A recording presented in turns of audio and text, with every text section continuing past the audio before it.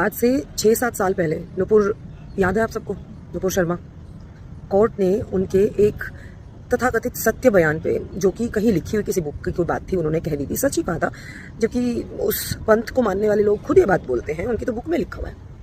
उसको रिस्पॉन्सिबल बनाया था कि भाई ये तो तुम्हारे साथ जो गलत हो रहा है और तुम्हें थ्रेट मिल रही है जान से मारने की, नुपुर तुम खुद जो है जिम्मेदार हो, ठीक है।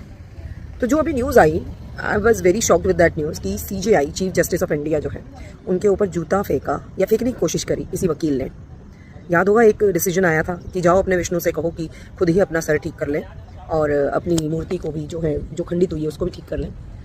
तो मुझे लगता है जैसी करनी वैसी भरनी, जैसे नुपुर को जवाब मिला था, कुछ ऐसा ही अब एक्शन का रिएक्शन ही यहाँ आया है। तो अगर आप नुपुर शर्मा को इस तरीके से कोर्ट में, वो शी केम फॉर हेल्प, कि मुझे हेल्प करिए, मेरे जान को खतरा है, तो भाई अब मुझे लगता है कि कोर्ट के जज को भी बुरा नहीं मानना चाहिए अगर कोई ऐसी हरकत होती है। हाँ, मैं ये ज़रूर कहूँगी कि खैर चेयर का सम्मान करना चाहिए और ऐसा नहीं करना चाहिए था, लेकिन जैसी करनी वैसी भरनी। तो अगर वो लड़की अपने किए की सजा ही पा रही थी according to the so called court and जजेस, तो भाई जो हुआ है जूता फेंकने की कोशिश CJI पर, ये भी बस वही है। आपने गलत बोला, किसी के सेंटिमेंट हर्ट हो गए, तो अब आप भुगतो। What else we can say. इसमें कुछ भी न्याय और अन्याय नहीं है। ये तो जैसे देखो, जिसकी जैसा देखने का नज़रिया वैसे ही पिक्चर दिखेगी। तो यहाँ पे आपने सेंटिमेंट हर्ट किए किसी के, वो विष्णु जी की मूर्ति को इंस्टॉलेशन पे बोल के, क्योंकि हम सब जानते हैं कि अगर यही बात एक स्पेशल रिलीजन पे आ जाए, मदरसे या मस्जिदों की रिपेयर पे आ जाए, तो आप कैसे स्वतः संज्ञान ले लेते हैं। चर्चेस पे आ जाए तो कैसे आप उठ खड़े होते हैं न्याय देने के लिए, और उनके फेवर में ही जाते हैं, अल्पसंख्यकों के फेवर में ही जाते हैं सारे डिसीजन।